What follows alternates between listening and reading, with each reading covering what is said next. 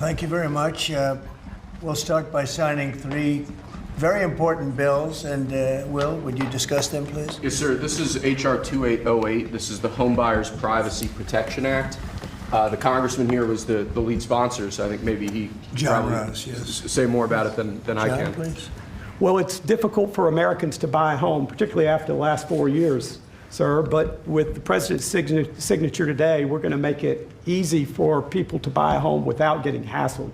For years, their private personal information has been bought and sold in the open market, resulting in them getting innumerable phone calls and text messages. But with your signature today, we're going to put an end to that so that when Americans try to realize the American dream of owning a home, they're able to do so without being harassed. Good job. Good. It's a great honor, John.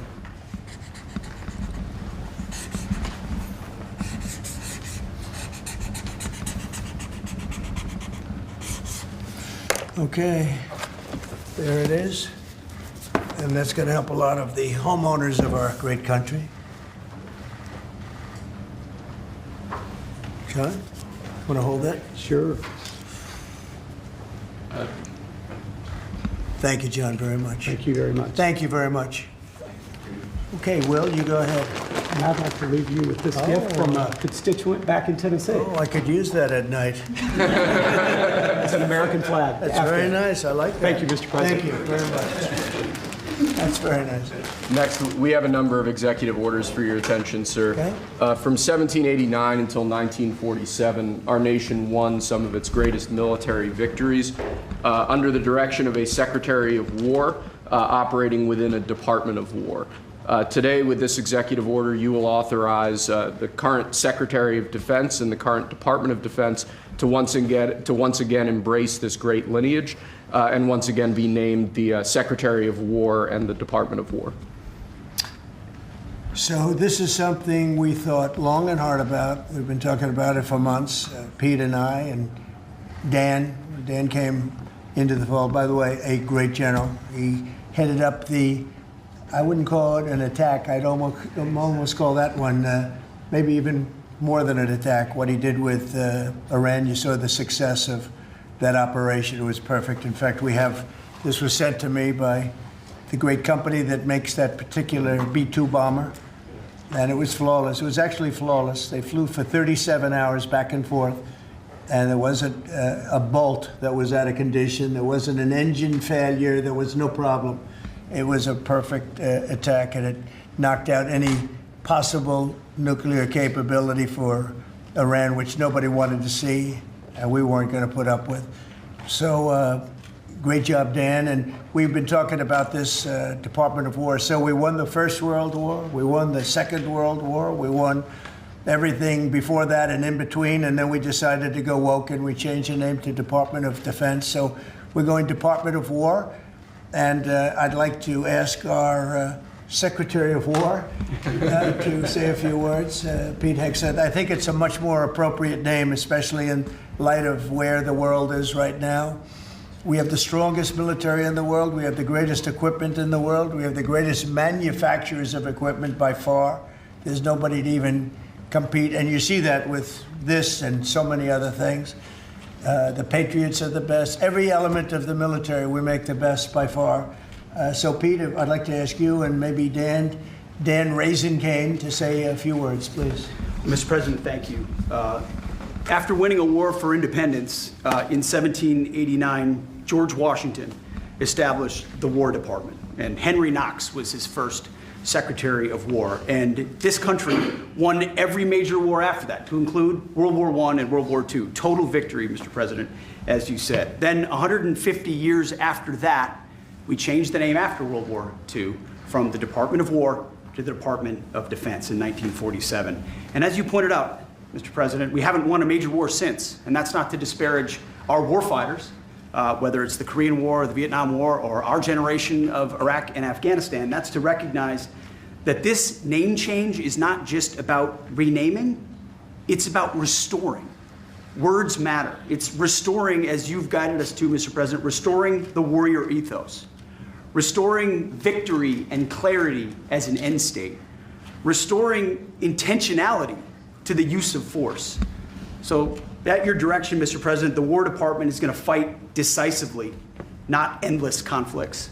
It's going to fight to win, not to lose. We're going to go on offense, not just on defense. Maximum lethality, not tepid legality.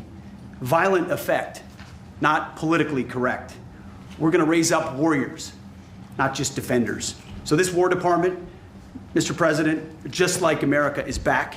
Thank you for your leadership and your clarity. We're going to set the tone for this country. America first, peace through strength, brought to you by the War Department. We're back. All right, thank you very much. Very well stated, and really it has to do with winning. We should have won every war. We could have won every war, but we really chose to be very politically correct or wokey, and we just fight forever. And then we'd, win, lose. We wouldn't lose, really. We just fight to sort of tie. We never wanted to win.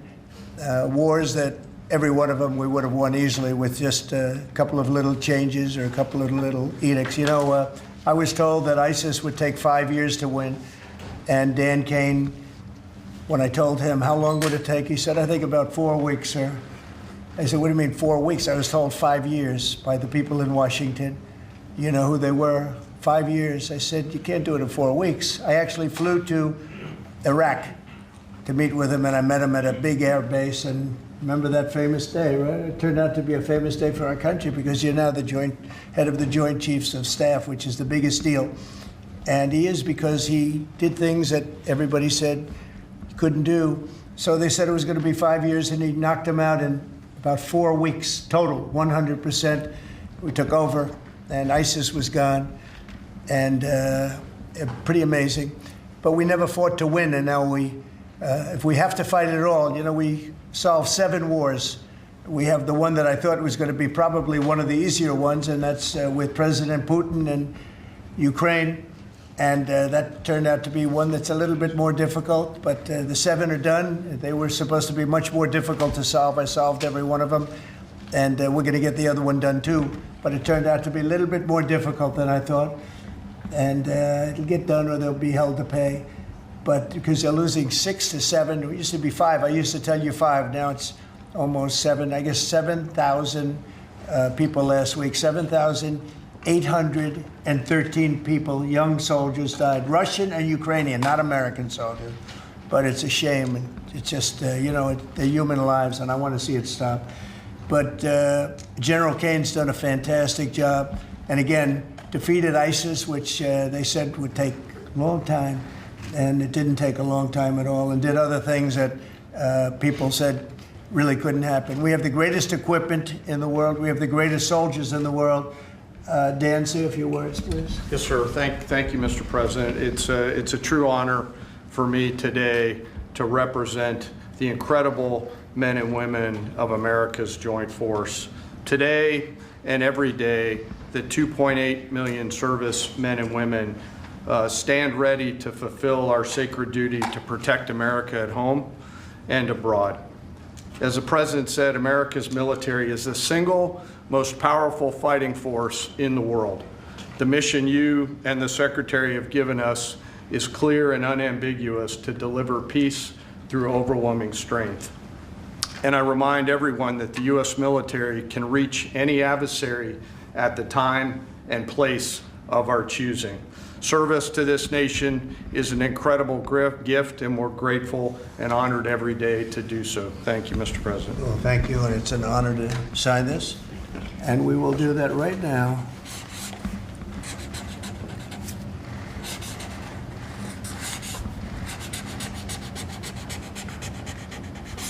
I think that's a big one, I'll be honest.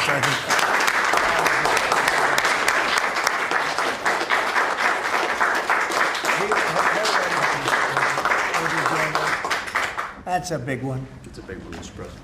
Do you have any questions on this subject? We're going to be discussing the G20 in a couple of minutes, but yes, please. Mr. President, what gave you the idea for this rebrand? And a question for you, the newly minted Secretary of War. What message does this send to our enemies, to our allies, to the American people? And again, what gave you the idea for this rebrand at this moment in history, sir? I think it sends a message of victory. I think it sends really a message of strength, We're very strong. We're much stronger than anyone would really understand. And again, having the great equipment, we have just so much better. You look at all of the, just any of it, submarines as an example. We're 20 years ahead of anyone else. Nobody even compares. And I let a lot of this happen in my first term. We totally rebuilt our military. Then, of course, you had that catastrophe in Afghanistan where they gave up a lot of the equipment, but a relatively small amount, but a lot.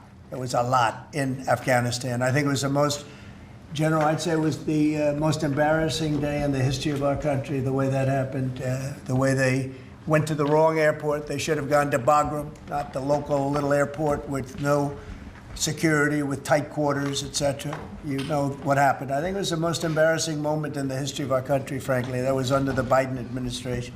That was terrible.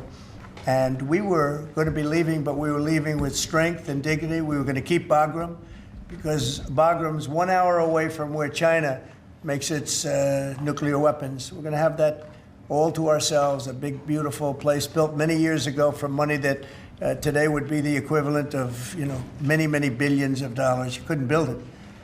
The longest runways, the most powerful runways in terms of load capacity. And we just walked away from it. So stupid. And they were fools. The people were fools. No, we have the strongest military, and I think that indicates we have the strongest military. And we had it, and we won World War I, we won World War II, we won everything before, and as I said, we won everything in between. And we were very strong, but we never fought to win. We just didn't fight to win. We didn't lose anything, but we didn't fight to win. We could have won every one of those wars quickly, but they went a route that I think was probably politically correct, but not correct for our nation. So I think the Department of War sends a signal. Yeah, please. Mr. You alluded to this a little while ago, but you said that this rename is a, quote, a good reflection of where the world is at right now. How do you square naming it the Department of War when you've been pursuing peace in so many different parts of the world? Well, I think I've gotten peace because of the fact that we're strong. If we weren't strong, those 7 deals I told you about, the 7 wars, a majority of them wouldn't have happened. They happened for 2 reasons, trade and our strength. Those are the 2 reasons. And probably strength may be more important than trade. So if I was very proud of all those wars. Those were wars that could not be settled, and I settled all of them. And we'll get the other one settled also. That'll get settled. But without the strength, we wouldn't have settled any of them. Yeah, please. Mr. President, is it your expectation that Congress will codify this name change in the law? I don't know, but we're going to find out. But I'm not sure they have to. We're signing an executive order today, but we're going to find out. We're going to see. If they do, we're going with it, and we're going with it very strongly. There's a question as to whether or not they have to, but we'll put it before Congress. Do you know how much this rebrand will actually cost? And are there any concerns about, the Pentagon's mission of actually cutting back on spending? Yeah, but not a lot. We know how to rebrand without having to go crazy. We don't have to recarve a mountain or anything. We're going to be doing it not in the most expensive. We're going to start changing the stationery as it comes due and lots of things like that. We're not going to be doing things like have been done in the past when they changed the name of forts that shouldn't have been changed. Those names of the forts should not have been changed, at least for the most part. And as you know, many of them have been changed back already. At the request of the communities, every one of those communities said, we want our name back, like Fort Bragg as an example. The people in that community wanted that name back. They refused to call it anything else but Fort Bragg. So we're not going to be spending very much money on that. Yes, Sir, when you spoke with the Europeans and Zelensky earlier this week, did you preview this for them, and did you say what security guarantees they might be involved in? This is nothing to do with anybody but the United States of America, the people of America. This is who I talked to about changing a name. This is a very important change because it's an attitude, and we know how to win. We've been winning, and we're going to win like you've never seen. Wait till these factories start to open up that are being built all over the country. You're going to see things happen in this country that nobody expects. We have over $17 trillion in investment coming into the country. We never did anything even remotely close to that. No other country has either, by the way. So you're going to see things that are pretty amazing. But It's really about winning. And what about the security guarantees aspect of that with Ukraine, sir? Well, we'll work that out. We'll help them. Look, we want to save a lot of lives, so we'll do something with that. I think people expect that. We'll help them.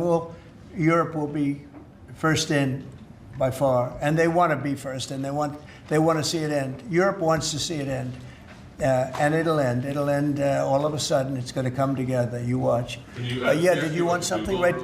Right here. Yeah, behind you, please. Yes. Yes, sir. You haven't been shy about taking bold, decisive, offensive action to protect American values. Strikes in Iran, the strikes this past Tuesday on the positively ID'd Tren de Aragua narco-terrorists. Is that going to be a critical function of the Department of War moving forward? It depends on the individual instance, you know. We don't want drugs coming in from Venezuela or anybody else or any place else, and we'll be tough on that. We don't want human trafficking. We don't want to see people coming in where they open their prisons from all over the world and they dump their prisoners into our country, which is what they did in the Biden administration, where they took insane asylums and places that held people that were seriously mentally ill, mentally incompetent, mentally dangerous, and they dumped those people into our country, and we're trying to get them out now. What they've done, what the Democrats and Biden have done to this country will go down in infamy. What they have done to our country, and especially that, you know, they created the worst inflation we've ever had. That's nothing compared to what they did with the people in our country right now. And we're getting them out, and it's not easy when you have the liberal judges destroying our country, but we've won them all. We've won it all, ultimately won it all. Hard process. It should be easier. We know who it is. We know exactly who we're looking for. We had 11,000 murderers dropped into our country. We've gotten a lot of them out. Or in some cases, they're so dangerous, we were afraid to get them out because they'd come back in.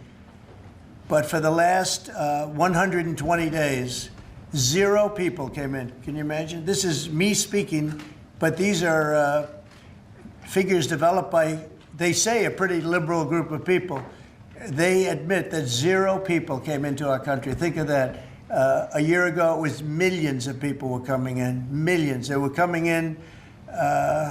You could look at them and you could say, big trouble. And that's what we have in our country. But we're getting them out, and despite that, we're doing really well. Yeah, please, Brian. Comment on the recruitment levels across the military branches. Well, the recruitment's the most exciting thing. So when I was campaigning for the office, numbers were coming out that the recruitment numbers, generally, you could speak to it better than anybody, the recruitment into the military, all branches of the military, and police and firemen and everything else. Anything having to do with like a public service, the numbers were horrible, record-setting bad. And now they're record-setting good. We're setting every record every month for recruitment. We're packed in the Army, Navy, Air Force, Marines, Coast Guard.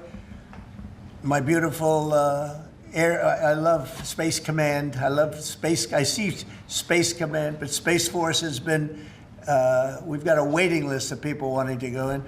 A year ago, especially a year and a half ago, you know, when I took the lead in the polls, which was very early, it really helped with the recruiting.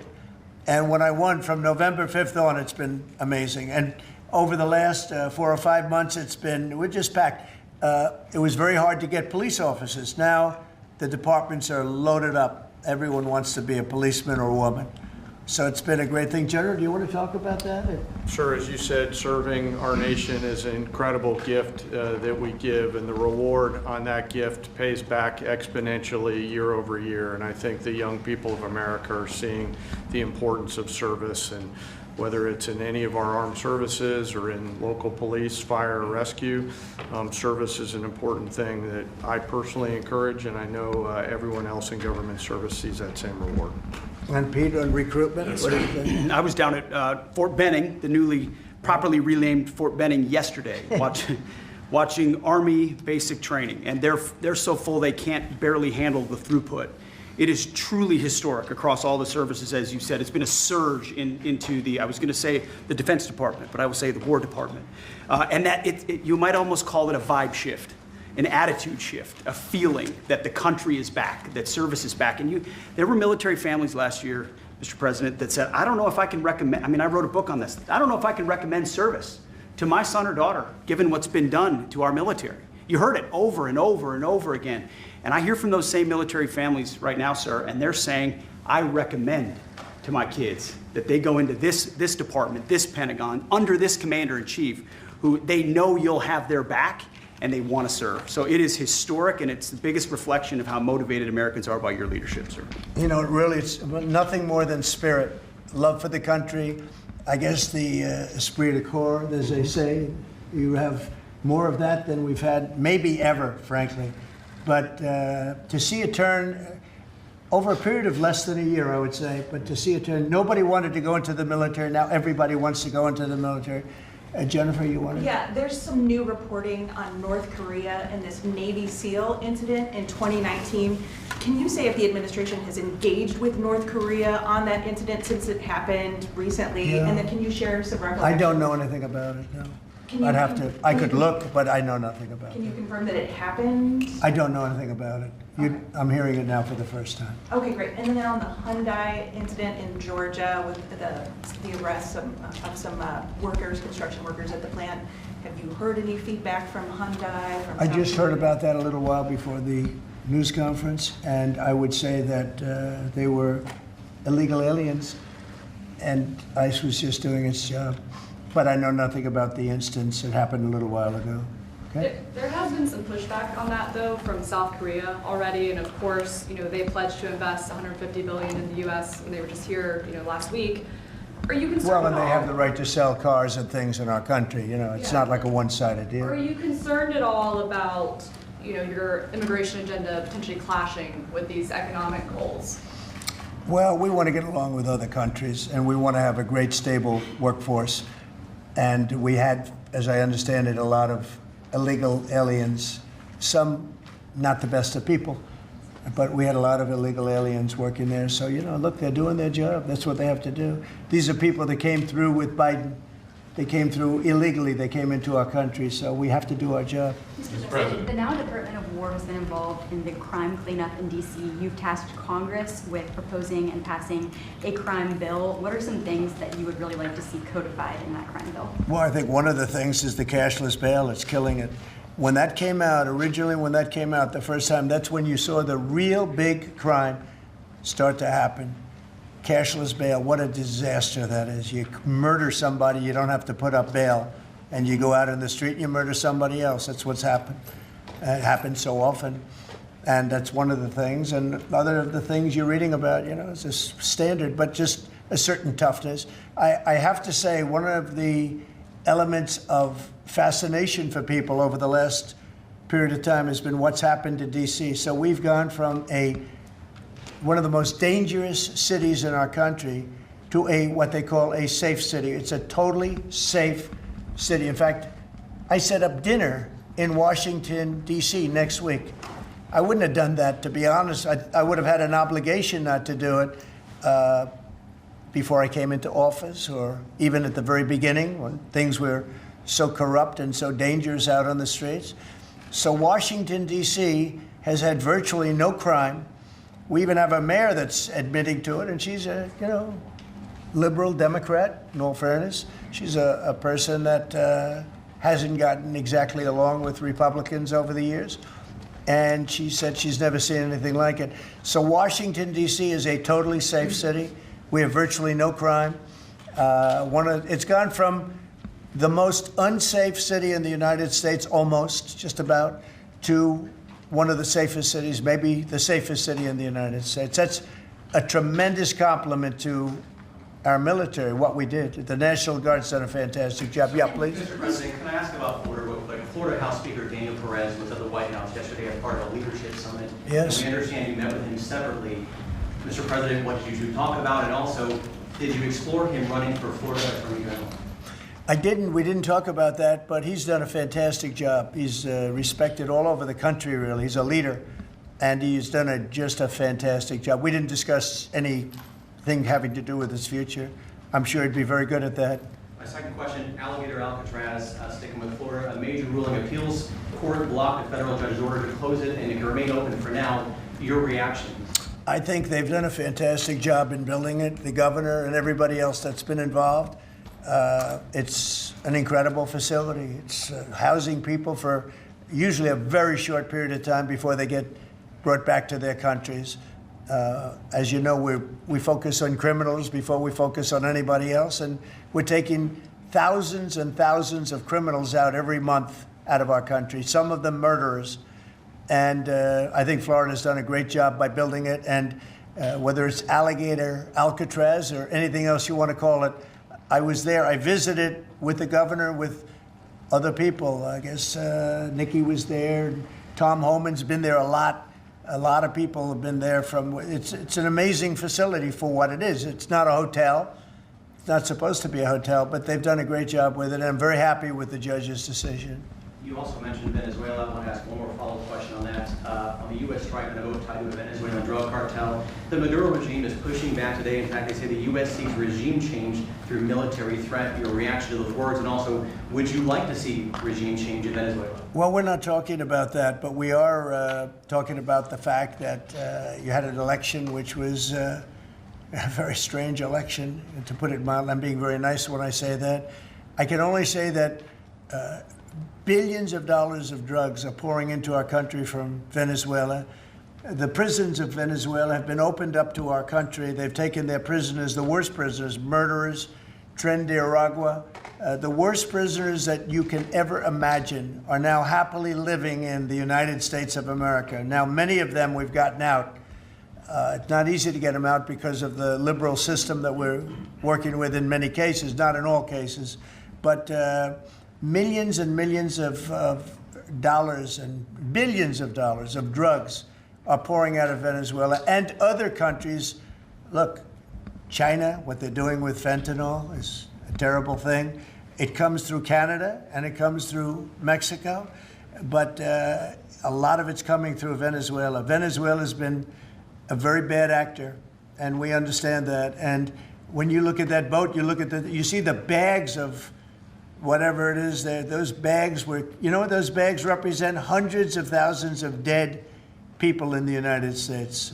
That's what they represent. Yeah, please. Mr. President, your reaction to the jobs report this morning? Well, I'm going to talk about that in a minute. We have our great people here, so I'll talk that in a minute. Let's talk about this. We'll give a couple of because these two people want to get to work on the Department of War. So let's keep them first. Yeah? Mr. President, the DOJ is reportedly considering a ban on transgender people owning guns after the Minneapolis shooting. Do you think they should... Are we talking in the military? In general. Okay, I thought you were talking about in the military. I'll refer to that then differently. Because it's not a military question, I'll be able to pass on that very nicely unless you'd like to talk about it. No, Pete doesn't want any part of that question. Yes, please. Mr. President, who do you blame for losing India to China? In your post earlier today in the morning, you did put that out. I don't think we have. I've been very disappointed that India would be buying so much oil, as you know, from Russia. And I let them know that. We put a very big tariff on India, 50% tariff, very high tariff. I get along very well with Modi, as you know. He's great. He was here a couple of months ago.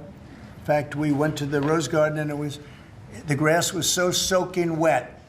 It was such a terrible place to have a news conference. I said, well, let's use a beautiful white stone emblematic of the White House, okay? And it's been very well received. But we had a news conference on the grass. That was my last news conference I had on the grass because everybody sunk in. You probably sunk in. Every reporter out there, they ruined their shoes. We made that change. It's been a really well-received change.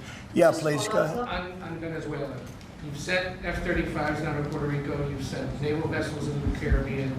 You're concerned about drugs being illegally sent into the United States. How do you describe this buildup, this situation? Well, I just think it's strong. We're strong on drugs. We don't want drugs killing our people. I believe we lost 300,000. You know, they always say 95, 100,000. I believe they've been saying that for 20 years. I believe we lost 300,000 people last year. I know families that lost their son. Those families will never be the same. I know a family lost a daughter, a beautiful daughter. In fact, it was like she took something that she thought was like a minor deal, and it turned out to be riddled out with fentanyl, the size of the head of a pin. and you're dead. And no, we're stopping the drugs. We're going to save a lot of people. Look, whether it's 100,000, but it's not. It's 350,000 people died last year from drugs. And we're not going to let that happen to this country. Think of that. Think if you're in a war and you lose 300,000. We'll lose 600,000 in the, pretty much between Gettysburg and all of that, the Civil War, we lost, what, 600,000. So we're losing half of that every year to drugs. We're not going to do it. We're not going to allow it to happen. You think of the wars. If we lost 600,000 people in a war, but we lose that every 2 years, more than that. So it's 300 to 350,000 people. And when I see boats coming in, like loaded up the other day with all sorts of drugs, probably fentanyl mostly, but all sorts of drugs, and we're going to take them out. And if people want to have fun going on the high seas or the low seas, they're going to be in trouble. I will tell you, boat traffic is substantially down in the area that happened. And they called it the runway. It's a runway to the United States. And boat traffic is very substantially down on the runway. You can imagine why. I think anybody that saw that is going to say, I'll take a pass. I don't even know about fishermen. They may say, I'm not getting on the boat. I'm not going to take a chance. What happens if Venezuela flies jets over U.S. naval vessels again?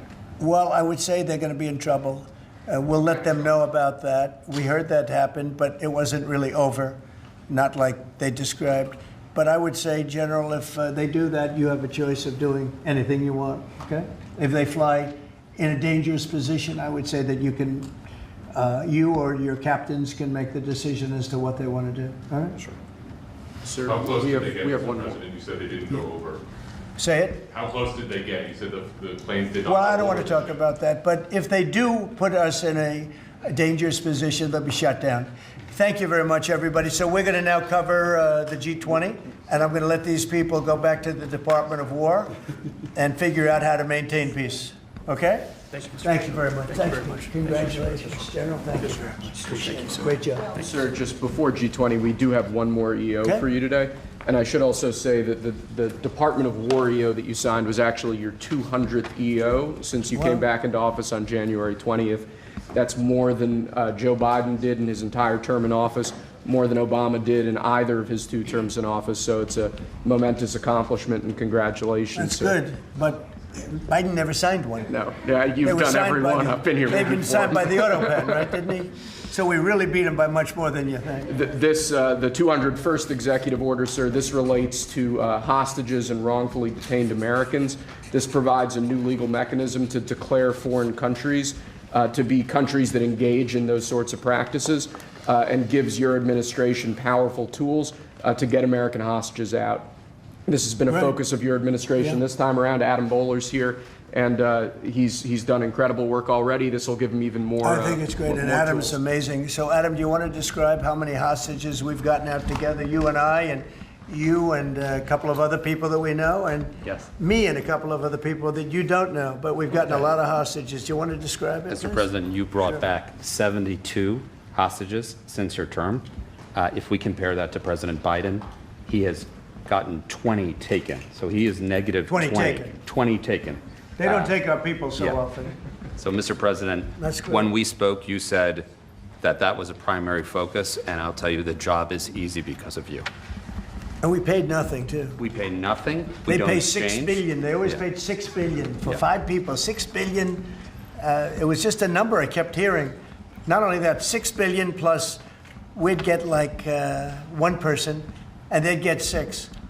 They got one, the Prince of Doom, they call him. He was the #1 arms merchant anywhere in the world ever. And they got him out. And on top of that, we paid money. So, no, we don't do that. You know, once you pay money, then a lot of people start disappearing. They start grabbing reporters, too. They think the reporter is going to get a lot of money. And to me, they would. You'll be well taken care of. I better stress that, because otherwise we have headlines. He said this or he said that. No, I'm not smiling about it. But they would. They'd be grabbing reporters. They'd be grabbing everybody. And especially when you pay the kind of money that Biden and Obama, they used to pay money that was crazy. We don't pay. And if you don't pay, they find it to be not a lucrative business anymore. That's fantastic. Would you like to say something? Julia. So it's really Spihar, Special Envoy Bowler, it's Rick Grinnell, it's Steve Witkoff who brought Americans home. But with this EO you are signing today, you are drawing a line in the sand that U.S. citizens will not be used as bargaining chips, and it provides your Secretary of State, Marco Rubio, the same tool set to punish states who take our citizens wrongfully the same way that we can punish those who sponsor terrorists. This is a very significant EO you are signing today, sir. Thank you, Sebastian. Very good. You're doing a great job, too. And this is your Director for Hostage Affairs at the NSC. Yes, and I hear. So Julia was seminal as well to all of this. I heard you're doing unbelievable. Would you like to say something? Absolutely. It's a outstanding EO, absolutely unprecedented action against those foreign adversaries who would take our people. They now know they are on notice, and it's not acceptable. And if you take our people now, you will pay. You know, Adam gave up a job where he was making tremendous amounts of money, big stuff, top of the line Wall Street, and he wanted to do this. He wanted to do hostages. I offered him other jobs too, very big jobs. He said, I was shocked actually, he didn't want them. He wanted to do hostage negotiation, and pretty amazing. Thank you very much. Appreciate it. Appreciate it. Thank you all. Do you have any questions for them on this very important subject? I think it shows a lot of your leadership as far as fighting for Americans and fighting for humans, and to think that, you know, Joe Biden went in negative territory. Oh, he went way negative. Way negative, and you're actually making progress on this. I think this does send a message to the world that we don't negotiate, we're going to stay strong in that type of what they call business. Well, one little anecdote that may be of interest. We were told by numerous families who had missing loved ones during the Biden administration that this building, Biden's National Security Council, told those families not to talk about their missing loved ones, to be quiet, not to create any pressure on Biden and on Jake Sullivan, the key propagator of the Russia hoax. This administration has met with those families on a weekly basis. Right. People like Adam, yourself, sir, your envoys are doing everything to get every single American home. Not to tell them not to talk about their loved ones, but bring them home. well, you know, I can tell you one story that was amazing. A few weeks ago, very little written about it, but there should have been, but it was a very nice gesture. The head of Belarus, who's a very respected man, strong person, strong leader, he released 16 hostages. And John Cole, a lawyer who works for me, great lawyer actually, one of the greatest lawyers. But John Cole was over there and he heard that they had hostages. And you know about this, 16 people he released. And I just want to thank the head of Belarus. But while John was over there, they had, I believe, another 1,400 hostages. Now, not from us, from places all over the world. And just pretty tough place, in all fairness. But they had 1,400. And I believe they're going to be releasing a lot of those 1,400. They're not, I think very few, if any. We got pretty much ours back. And we didn't pay anything, but I very much gave my respects to the leader of the country. Was again, he's a very strong man, but he's got 1,400 or 1,500 or a large number, and we're talking about releasing them. Some are political, I guess a lot of them are political, and looks like they're going to be released at some point in the pretty near future. So it's a great thing. They have to respect your country. If they respect you and they respect your country, they release it. If they don't, then you have to pay $6 billion. I mean, $6 billion. Can you imagine that, paying $6 billion? Kind of related, but not really. But could you comment on Tina Peters, who's been locked up behind bars from Colorado within the election? I think you put out a truth a couple days ago about it. We have a wonderful woman who was an election official, and she saw cheating in Colorado, and she viewed it as horrible, and she said, "What's going on here?" And she went to the machine and she tried to open to find out whether or not it was cheating. And they went to her and they said, "Did you touch this machine?" "Yes." And they arrested her. They arrested her instead of the people that did the cheating. It's a state charge, so it's hard to do anything with. But we're gonna do something. What they did in Colorado. Look, Colorado just went to all mail-in voting. That means they cheat. That's why they lost. That's one of the reasons, but that's a big reason why they just lost the whole Space Command situation that is going to Alabama. But when you have mail-in voting, you have nothing but cheating. But this woman is a real patriot, and they put her in jail for a long time. She's 72 years old, 73 years old, and she wanted to find out. She didn't do anything. She touched the machine. She looked at the machine. She's trying to find out what was going on. And they went and arrested her for doing that. And it was supposed to be the other way around. I'm glad you brought that up. They should let her go. Let her out. Thank you. Yeah, please. This isn't really a subject that gets talked a lot about, Mr. President, but what about your team's strategy has made them so effective at getting a record amount of these hostages? Many of them have been forgotten about home. I think they respect us. I think they respect us. They know we're not going to pay. Adam is a great negotiator. Steve Witkoff is a great negotiator. Seb is a great negotiator. They're all smart people. They're a little bit natural negotiators. Some people aren't good negotiators. Nothing you can do about it. And they're afraid of you, sir. Yeah, well, maybe. I don't know. I hope so, or whatever. We have the best. I'd like to say respect, but whatever it takes. Yeah. I actually say whatever it takes. But we've gotten a lot of people out, and we'll continue. We don't have too many in. How many are you working on right now? There's not a lot left. A handful. We got most of our people out. We got them mostly back.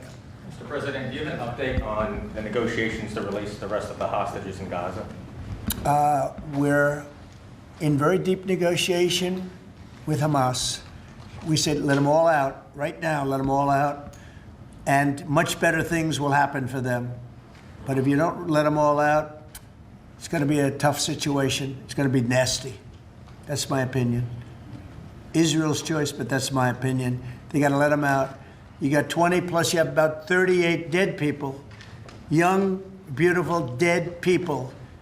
And I'll tell you, the parents want them every bit as much, almost more, than as if their son or daughter were alive. But you have many dead people that are coming out as part of the deal. It's 20 people, but I think of the 20, there could be some that have recently died, is what I'm hearing. I hope that's wrong.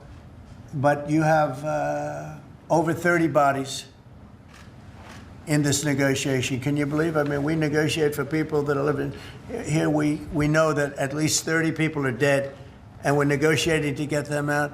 The parents want them back so badly, as if they were alive. Every bit as much. It's really pretty amazing. It's very sad. I'm in the middle of it. And I put out the other day, I said, we want all 20. We don't want two. I was the one with myself and my people, Steve Witkoff, and Jared Kushner was great on this. But they got a lot of people out. We got almost all of them out. They're down to 20. But Adam, we got like a tremendous number out. But I always said, when you get down to the final 10 or 20, you're not going to get them out unless you're going to do a lot. And doing a lot means capitulation. That's no good either. It's a very tough situation. But I put out the other day, let them all out. Every single one. No more twos and ones. We'll give you one this week, and in 2 months we'll give you two more. And there's negotiation going on right now. Okay. And real quick, what is the biggest challenge negotiating with Hamas right now? 10 to 20, what do they want to let them free? Well, they're asking for some things that are fine. Look, you have to understand, you have to remember October 7th. People forget October 7th. It's not an easy thing to forget, right? But people forget, or they maybe purposely forget October 7th. So, you have to put that into the equation very strongly. It's amazing. Some people even deny it. They deny it. They're crazy. But I've seen tape that's as violent as anything that you can imagine. Many of you have seen those same tapes. So you have to put that into the equation too. So it's not an easy situation. It's a tough one. But there are 20 people, maybe a little less, but there are 20 people that we want out. We want the bodies of these parents. They are, I've never seen anything like it. The level of love that they have, they want their children back. And I see demonstrations, big demonstrations in Israel about the hostages, not about the war, about the hostages, which puts Israel in a tough position because, it's tough to prosecute a war when you have people they want the 20 people back. They just want them back very badly and everything that goes with it. So it's very sad. Thank you very much. We're going to talk now about the G20. I figured we could wrap 2 or 3 up. The last time I took a day off, everybody said bad things happened to me. You know that, Seb? I took 1 day off. I didn't take it off. I was working. In fact, I was here. But I didn't do a news conference, and they said bad things happened to the president. That's why they're fake news, Mr. President. It's fake news. If you look, Biden, he had a press conference. He missed it for about a year, right? About a year. And I never saw any stories like that about him. He didn't have, and when he had one, they'd ask him, what flavor ice cream do you like? He'd say vanilla. How many times have they asked him that question? What's your favorite ice cream, sir? Vanilla. Okay, that's enough. Thank you, ladies and gentlemen. They don't have to go through this, but we all have a good time. I only do it for one reason. I think it's good for the country. And we are very transparent. There's never been transparency like we have. There's nothing to hide. So thank you very much on this, Will. Great job. Appreciate it. Appreciate it. So we're going to talk about Florida, the great state of Florida now, because it's going to be a very exciting thing to host the G20. And as we celebrate our nation's 250th anniversary next year, the United States will have the honor of hosting exactly that, the G20 summit right here in America for the first time in nearly 20 years. This afternoon, I'm thrilled to announce that the 2026 G20 conference, which will be, I could read off the countries that we're talking about, but you know who they are, I think. Does anybody want me to list them specifically? Jennifer, you're okay? Okay, but will be held in one of our country's greatest cities, beautiful Miami, Florida, where we have the mayor with us, Mayor Suarez. And I want to thank Francis for being here. I thought he might be in this office. He almost got there. There's a couple of votes. Right? A couple of votes. It's not as easy as they think, right? It's not that easy. But he's an amazing guy, very popular in Florida. The agenda for next year's summit is being organized by Treasury Secretary Scott Bessent, who is right here. Hi, Scott. I saw him standing over there, nice, tall, good-looking guy, but he moved very quickly. Carolyn, you did a good job. Does Caroline do a good job, would you say? Is she a star? How do you compare her with the last administration's person? No? You don't want to get into that? Yeah, I think we're very happy with Caroline. But Scott Bessent is talking about a good job. He's done a fantastic job, and we're very proud of him. He's very much involved with the G20. And the NEC director, Kevin Hassett, who's truly a talented guy. And he's certainly being thought of to go to a different position, and we'll find out about that pretty soon. I don't know, would you like to be there? I won't ask you that. I think, who wouldn't want it? I think it's the greatest position in the world. You know, you come out, you make a speech, and then you go away for 30 days or 40 days, and you come out, make another speech. The market goes up or down, depending on what you want to say. I've never seen an easier position than that. Unfortunately, you need good instincts, so we have somebody in there now that doesn't have them. We call them too late. But it will focus on unleashing economic prosperity by eliminating the burdensome regulations, unlocking affordable energy, and pioneering new technologies. And it's going to be very important. The United States is already leading by example, and America is the hottest country anywhere on earth. We have more being built under construction now than they think anybody that they've ever seen. I mean, literally, some of these places are just really unbelievable what they're building, the size. You know, if you spend $50 million on a shopping center someplace, that's a big building, pretty big building. But when you spend $50 billion on essentially a building, buildings going up for $50 billion, they're going to be building their own electricity. And many of them have been given permits already to go, and they're starting construction. Some have started construction quite a while ago, and very early in the administration.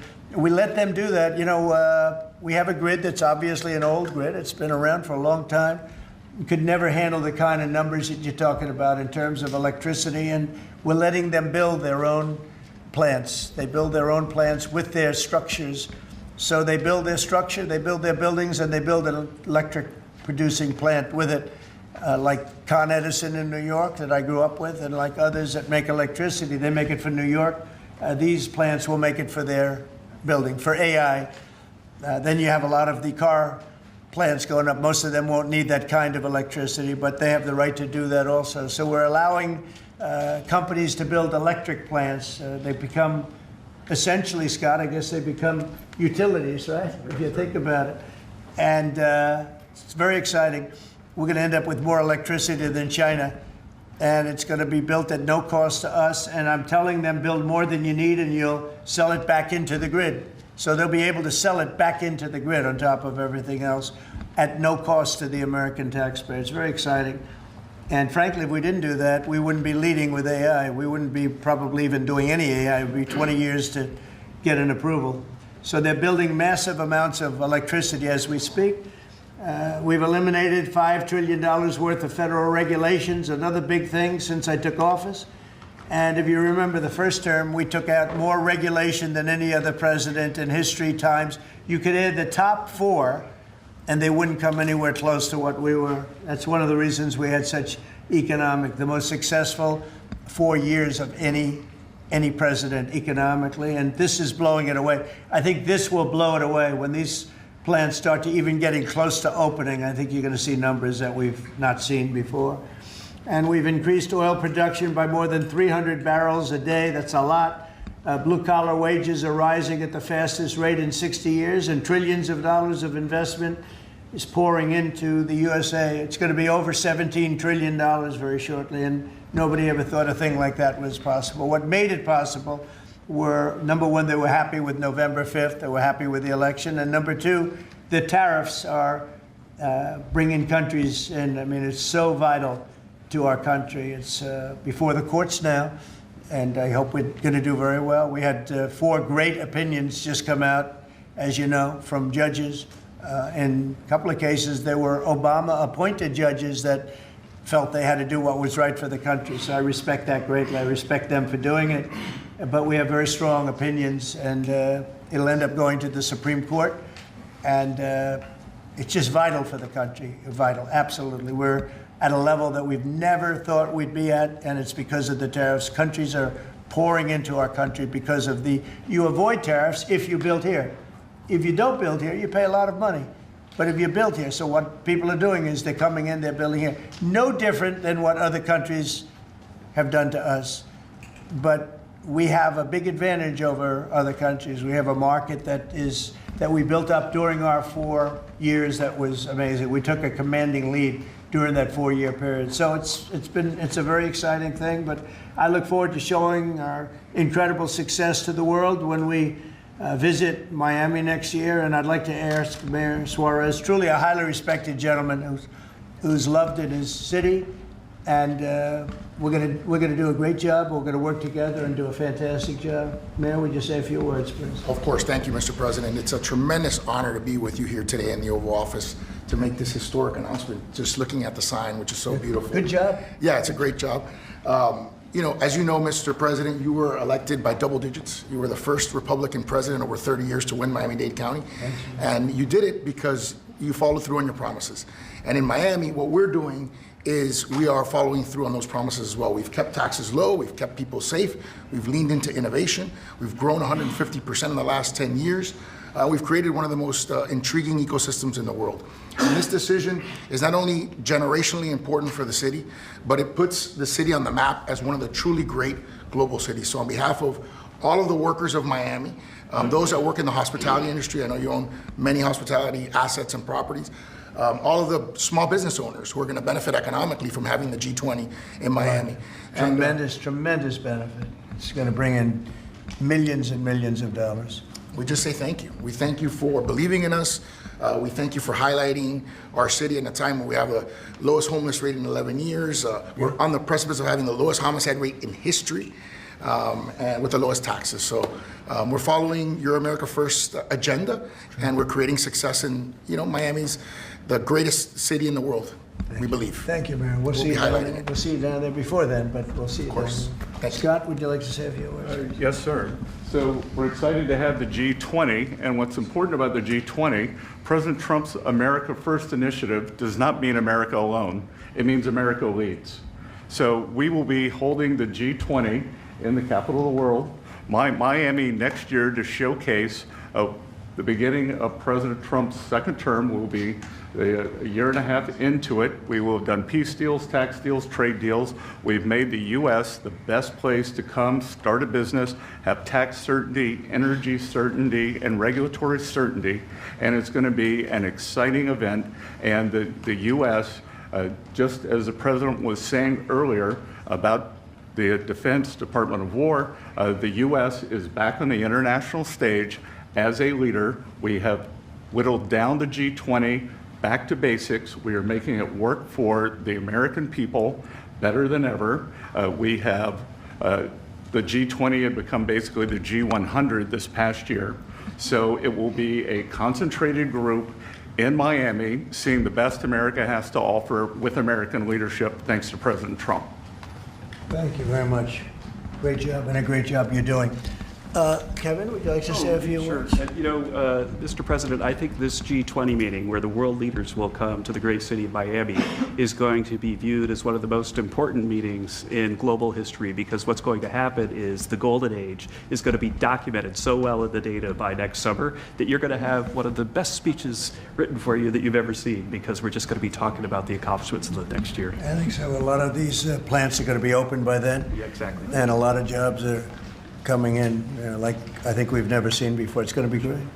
Monica, would you like to say something? Thank you, Mr. President. We're so looking forward to having the United States of America host the G20 in Miami in December of next year. And we're also looking forward to having this as a showcase of American strength, vision, innovation, and power under your bold leadership, Mr. President. It is going to be the G20 in the Trumpian golden age. Okay, thank you very much. Any questions on the G20? Could I just... G20. You just said a moment ago that you were very complimentary of Kevin's work, and I was just wondering if he's your man for the Fed. Of Kevin? Yes. Yeah, I am very complimentary. I think he's fantastic. And for the Fed, he's your man. I didn't say that. I said he's fantastic, but no. I sort of know who I'm going to pick, but no, I didn't say anybody in particular, but Kevin is certainly one of the three. They say four, but probably three, that he's a highly respected person. He's great. He's great. He believes in low interest rates, and we all do. But sometimes you have to raise them to stop inflation. We had the worst inflation, I guess, essentially that we've ever had in the Biden administration, and it really hurt people. Costs are way down. Our energy costs are way down. And, when energy comes down, everything comes down. And we brought down the price of groceries and specifically the price of eggs. You remember that first week when you were screaming about eggs? I said, I know nothing about them. I just got here. That's Biden's problem. But we got the cost of eggs down to really low numbers. So we brought costs down for people. And, it's something I said. And the Democrats have this false narrative. They say, oh, costs went up. They just say things that it's just like incredible. If you look at energy, I think you're going to be at $2 a gallon with cars very shortly. $2. It was $4, $5 under the Democrats. That's it's like a massive tax cut. And speaking of tax cuts, we gave you the largest tax cut in history in the bill that we just approved. The largest tax cut in history. And there'll be no tax on tips, no tax on Social Security, no tax on overtime. One of the big things you get is you buy a car and you borrow money to buy the car, you're allowed to deduct your interest, which, Scott, has never happened before. Rich people like to talk about deductions. Middle income, they never gave them deductions. I got them one of the best deductions, an interest deduction. So it's great. Jennifer, please. Yeah, a couple questions on the G20, sir. Is there any update on your plans to attend this year's G20? And then are you saying for next year? I won't be going this year. It's in South Africa. I won't be going. JD will be going. Great vice president. and he looks forward to it, but no, I won't be going to that. And then on the guest for 2026, are you saying it'll just be exclusively the 19 countries, the 2 blocks, there won't be any? No, we're going to extra? invite other countries as observers. They call them observers, but they'll have something to say. But we're going to invite Poland. Already I've issued them an invitation. They're great. They were just here, as you know. Great leader, great new leader. One of the big surprises, I was so happy I endorsed him actually, and he won. And he's going to be a great leader of Poland. But I've invited Poland already. What about Mr. Russia? President. What about Russia? Oh, that's interesting. I haven't thought of that. You haven't? No, I haven't thought of that. That's an interesting question. I'm going to think about that for a little while. India and Brazil? Mr. President, you just mentioned that the tax cut bill. Why the rebrand from one big beautiful bill? Oh, I just save words. I said the bill. It's one big. I actually call it the great. I actually call it the great big beautiful bill. But it's a lot of words. Is that how you want You know, Republicans to kind of talk about it when they no, on the campaign I trail? don't. You know, I just want them to say what's in it. It's an incredible bill for the middle class, for the working person. You know, we are a party of the working. It used to be the opposite. The Democrats were for the working people, and the Republicans were supposedly for the rich. The Republican Party's taken in millions of people, and the Democrats have lost millions of people. They've gone crazy. Honestly, I think they're crazy. What's happened to them, I don't know. They suffer major Trump derangement syndrome, and it's turned out to be actually a disease, but it's a disease of weak people and stupid people, because all we do is we cut taxes, we create great policy. Their policy is so terrible. They refuse to acknowledge, as an example, I see today, it's a big debate again, the women, they don't want men playing in their sports. They don't want it. The Democrats want men to play in women's sports. I saw the great governor, we have Governor Youngkin, talking about it today, that the woman who's running against our Republican candidate, who's excellent, is like so much into the, men being able to use women's bathrooms. Okay, what's that all about? Men playing in women's sports, wants open borders. Again, once they want, actually, after what we've gone through with millions, I think 25 million people came in from prisons, from mental institutions, drug dealers, drug addicts. They're pouring into, they poured in, now we have none coming in. The border's been sealed for a long time, actually almost since I got into office. Remember when the Democrats said we need legislation? I didn't have any legislation. I said close the borders. And now the borders, for the last 4 months, not one person has been allowed to come into this country illegally, not one. Done by people that would normally like to see you look bad.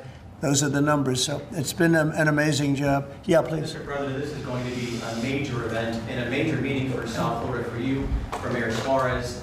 I know this is not until next year in Miami, but do preparations begin today? And if so, what is being done? They've already begun.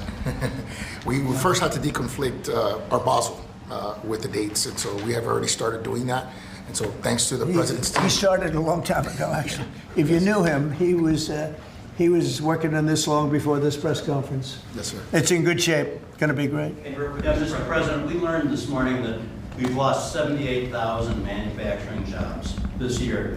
How do you explain it? Well, one thing we have is, we have the interest rates are too high. That was, a matter of the Fed.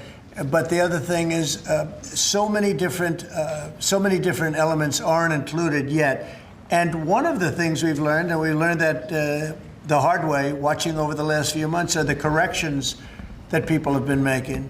They'll say you're losing jobs, and then they say, by the way, we have a correction a month later of, 100,000 jobs are missing. They actually had a correction once of 850,000 jobs. But I'll let Kevin just speak about that a little bit, because I heard him speaking about it this morning. I thought he did very well. Please. Thank you very much, sir. Well, I think that if you look at the indicators, there's capital spending boom, industrial production at an all-time high. The Atlanta Fed says GDP now is north of 3%. And so all the indicators are saying that things are really strong. And what we've also seen is that Goldman Sachs put out a study yesterday that said that the August number tends to be really messed up because of seasonal adjustment things and they tend to be revised way up. And so I think if they were revised up, which has happened on average over the last 15 years by about 60,000, then everything else would make sense. But right now we're puzzled about the BLS numbers and looking forward for new leadership there to make it so that the numbers are more reliable. And again, we're building, they've started building all of these factories and plants, including car factories. Car factories are coming back. We lost more than 50% of our car production over the years. And I think we're going to get all of it back. It's coming back in really rapidly. Really, we're building a lot of car plants. Indiana, places that you don't think of it so much are taken, but also Detroit, lots of places it's coming in where I think we're going to get everything. We've lost it over a period of 40 years, and I think we're going to get it all back in a very short period of time. And big ones, big plants, incredible plants that were never going to come back. Without the tariffs, they wouldn't have come back. And I think without the election on November 5th, they wouldn't come back either. The election was very important also. Yeah, please. As we've been here, Mayor Adams of New York has announced that he's staying in the mayoral race there. Can you react to that, but also tell us? No, I mean, he has to do what he wants to do. No, I mean, he's free to do what he wants. It would seem to me, and everybody in this room, including you, that the only way you're going to beat the communists, because you have a communist running, which is fine. I'll have to deal with a communist in New York City. I never thought that was going to happen. This is something I didn't think was going to happen, Scott. You're going to have to explain this one, because we're going to have a communist mayor. It would seem to me that if he stays in, if you have more than one candidate running against him, it can't be one. If you have one candidate, if he's the right candidate, I would say that Cuomo might have a chance of winning if it was a one-on-one. If it's not one-on-one, it's going to be a hard race. And we'll get used to a communist, and he's going to have to go through the White House and get approvals for everything. And we're going to make sure that New York is not hurt. We want to make sure that New York is cherished and taken care of. And so I didn't know he was running or not running. But you didn't offer him an ambassador? No, I didn't do that. No, I wouldn't do that. It's nothing wrong with doing it, but I didn't do that. We asked for the G20. We understand that it'll be held at Doral. Yes, it's going to be a Doral, yeah. You considered that with the G7 last time. You decided against it. Why go forward with it now? Well, I think that everybody wants it there because it's right next to the airport. It's the best location. It's beautiful. Beautiful everything. They actually requested that it be there because location is the best, and we will not make any money on it. We're doing a deal where it's not going to be money. There's no money in it. I just want it to go well, and it's going to be each country will have its own building. I think it'll be really a beautiful thing, and Doral's been very, very successful. One of the most successful properties in the country, and frankly, it's the problem is in December. That's the biggest month in Florida. So, using it for that you can't get a room in Florida in December, January, et cetera, that area, and that's the time we're talking about. So, from that standpoint, it's not good, but we want to make sure it's good. I think Doral would be the best location, and again, they'll have their own buildings. It'll be incredible for them, and being like less than 10 minutes from the airport. And it's a big airport, international. All of the planes will be able to land, go right into their quarters. So I think it'll work out very well. Earlier on your Fed answer, sir, you said that you're looking at maybe 3 candidates or 4. 3 candidates. Should we interpret that you like Secretary Bessing in his current role? Well, I like him too, but I had him as a 4th. I had 4. You were talking about 4. Now I'm talking about 3. He told me I'm not leaving. So he wants to be doing, and if he was leaving, he would certainly be one of the people I'd want. But I asked him specifically. I could ask him right now, would you rather stay where you are as Treasury, or would you rather go to the... Sir, I'm the only person on the planet who does not want the job. Okay. He really told me, he said, I love what I'm doing. I wouldn't want to really take him because he is doing a great job. Are the top 3 still then Mr. Warsh and Mr. Waller? I am looking at Kevin also, and I'm looking at... I would say you could say those are the top 3. Good job. It's very good. Just to clarify, so you're saying you believe Andrew Cuomo would be the best one-on-one candidate against him? Well, I think if I'm only going by the polls. It's not an endorsement or anything. It just seems that he's second. And what you do to win is you take the guy who's second and you hopefully add 1 and 2. But maybe if the 1 isn't getting out, then he's not getting out. And that's okay. I think I think the mayor's a very nice person. I helped him. He got caught up in a scam by the Biden administration, what they did. So I helped him out a little bit, but I would understand why he doesn't do it. I do think this. I think if you have more than one candidate, we've got ourselves a communist mayor in New York. And I don't like communist mayors. I don't like them. Yeah. You passed the One Big Beautiful Bill, sir. 5 months, all these slew of events next year. World Cup, G20, all America 250. Given this, what's your economic outlook for the year 2026? How much growth do you think is reasonable for us to expect economically next year? Well, I heard, and we were on a very downward path with Biden, and I heard that the most we could do is 1% GDP, and now I'm hearing 3.2% and 3.5% and all. And our big year won't be really next year. I think it'll be the year after, because when these plants start opening up, it takes a period of time to build them. We're going to have tremendous job growth. It's unprecedented. We have unprecedented in history. There's never been anything like it, because we're going to have more than $17 trillion invested. There's never been anything like that. If we did $1 trillion in 1 year, and this is 6 months, 7 months, because we really focused on it over the last 6 months. But we're going to be doing. Nobody's ever seen numbers like this. When this stuff starts opening up, our country's being rebuilt. And by the way, Washington, D.C. is being rebuilt. In addition to the fact that we have a safe city now, and our National Guard was fantastic and worked with the mayor, worked with everybody, we're also doing a refurbishing of Washington. We're going to redo some of the roads, the surfaces. We're going to redo the medians. We're going to take the broken tiles off the tunnels and put brand new tiles up. And we're going to regrass all the parks. They're going to be regrassed by people that build world-class golf courses, and not necessarily people that work for me, because I don't care about that. I just want to, I'm very good at grass. Grass has a life, just like you have a life, right? It has a life. Well, this grass has been up longer than, it's like 4 lives, okay? That's why there's a lot of areas where there's just no grass. But we're going to regrass all of the parks. We're going to, in a year from now, you won't even recognize it. Graffiti's gone, the tents are gone, the medians falling into the roads are gone, the potholes will be gone, the marble's going to be polished and beautiful.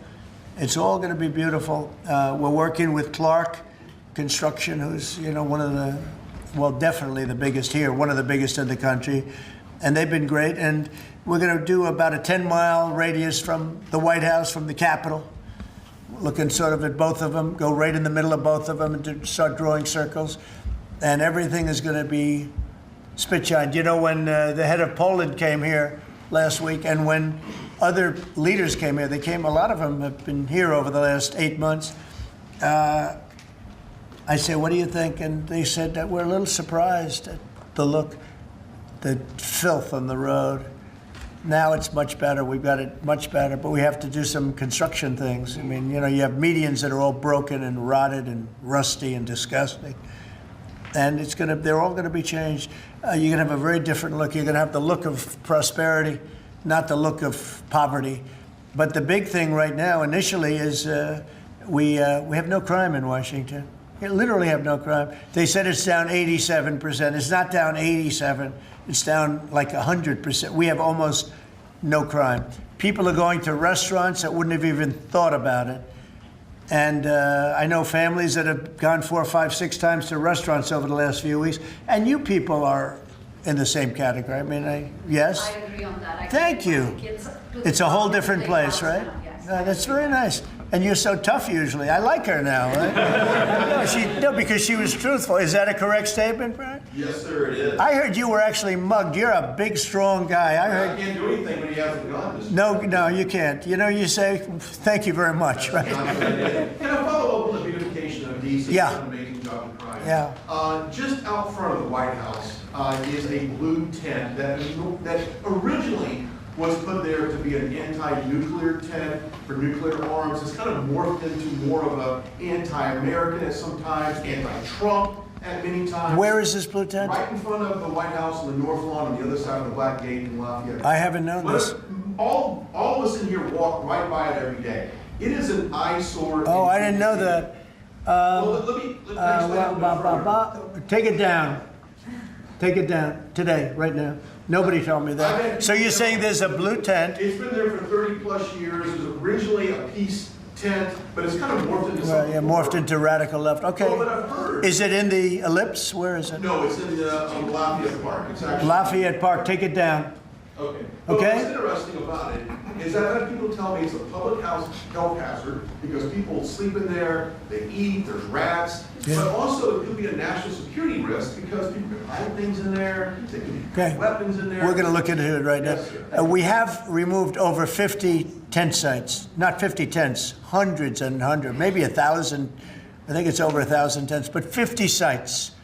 So I'm a little surprised to hear that, but we're going to look into it right now.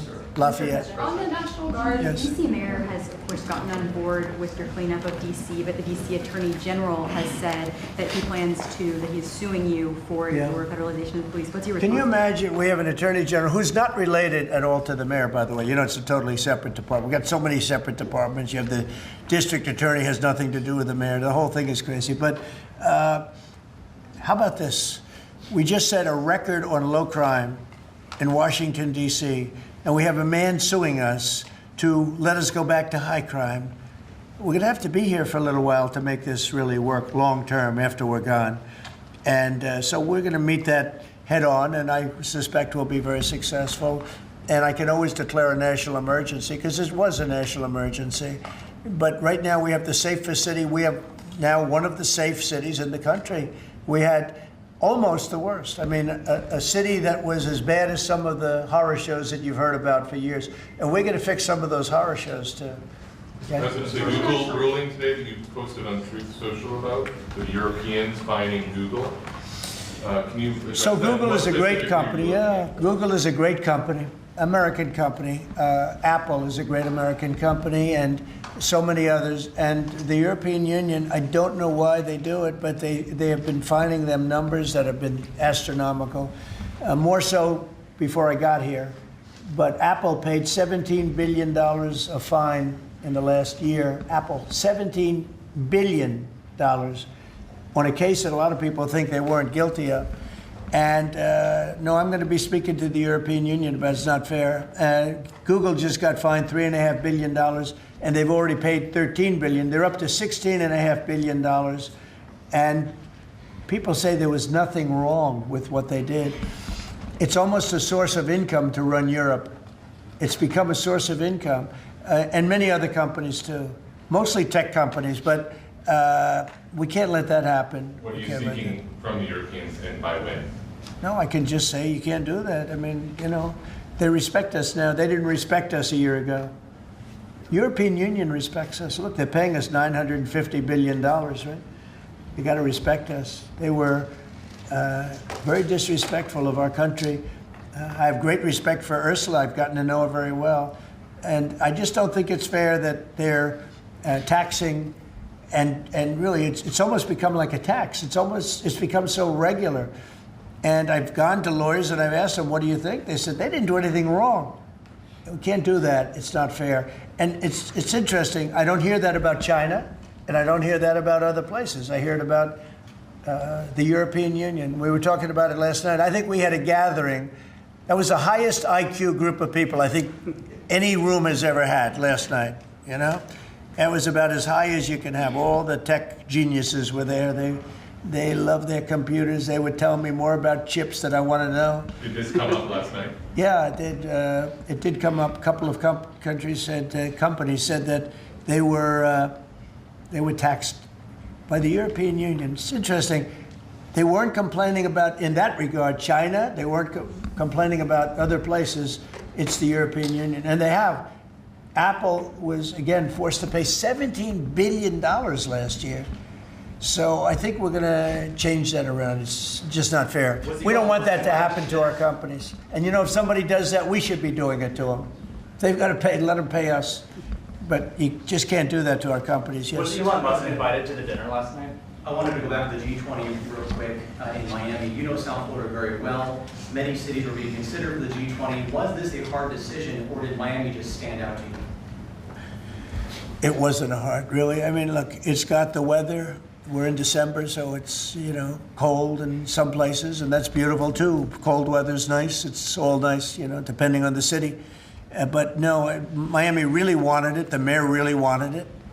The people down there really wanted it. You might just address that for a second, Mr. Mayor. Yeah, as I said, a conference of this kind does two things. Number one is it puts us on the global map with the great global cities. And I think that's something that we've been trying to achieve for a generation. And I think number two, it's a tremendous boom for your economy. As the president knows, he has, multiple hospitality assets, and the working people of Miami, the small business owners, are going to benefit tremendously from the economic impact of a conference like this in our city. So it's an image thing, but it's also benefiting working people in our community. Do you think Xi and Putin will attend the G20 there, Reverend? That's an interesting question. I'd love them to if they want to. They can, as observers. They'd be observers, so I'm not sure they want to be an observer. But if they want to, we can certainly talk. Can I ask you another Florida question? The vaccine mandates that were rolled back for school children. What do you think about that? Well, I think we have to be very careful. Look, you have some vaccines that are so amazing. The polio vaccine, I happen to think, is amazing. A lot of people think that COVID is amazing. There are many people that believe strongly in that. But you have some vaccines that are so incredible. And I think you have to be very careful when you say that some people don't have to be vaccinated. It's a very tough position. So I'd give you an answer. I'll give you a feeling. But just initially, I heard about it yesterday, and it's a tough stance. Look, you have vaccines that work. They just pure and simple work. They're not controversial at all. And I think those vaccines should be used. Otherwise, some people are going to catch it, and they endanger other people. And when you don't have controversy at all, I think people should take it.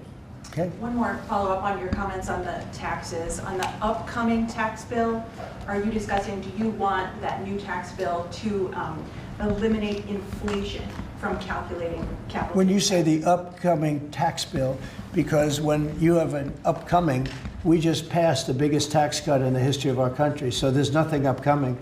There's something that we just passed.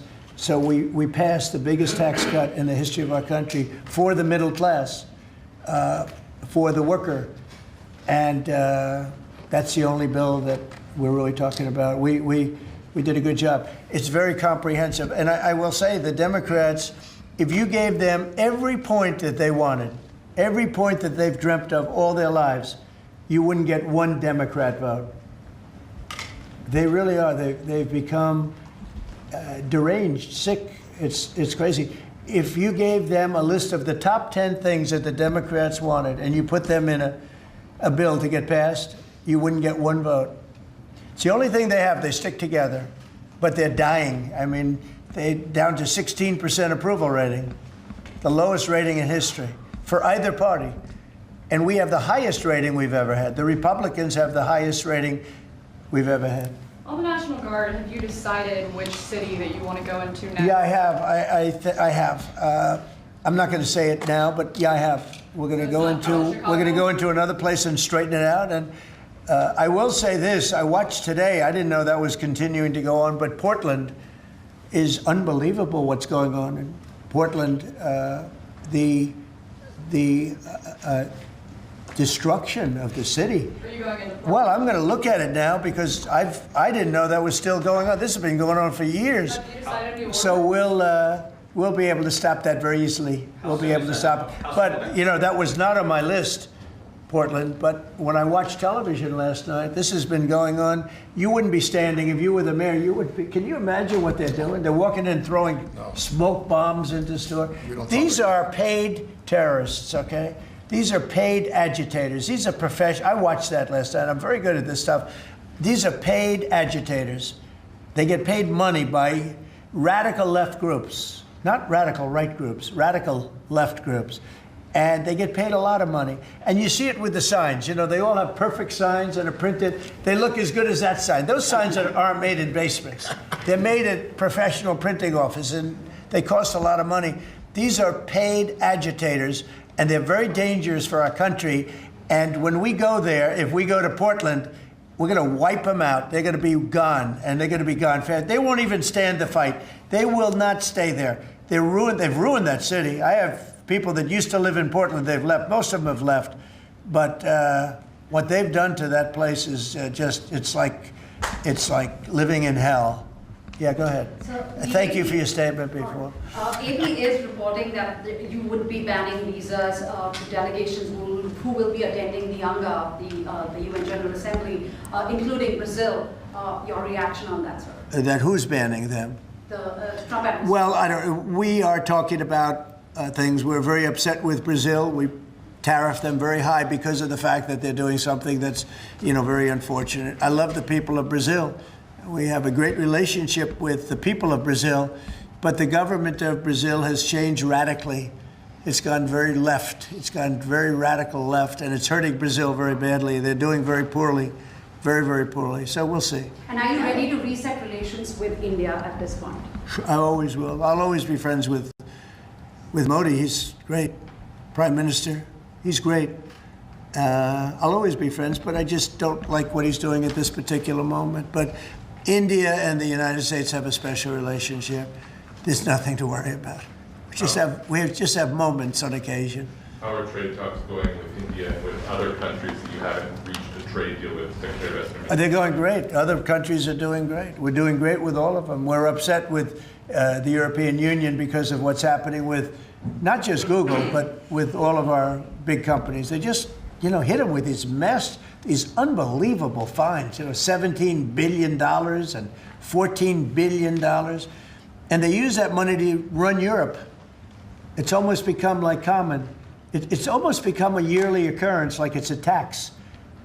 So it's very unfair. I want to thank you all very much, and we'll see you around. We're going to see you in Florida, but we'll see you a little bit before that, I suspect. Okay? What are you having for dinner? Thanks, guys. Well, I'll be having something good here. I'll be at the White House. Thank you. Thank you very much. Thank you, guys. Thank you. If you like this video, then like, share and subscribe to ET Now.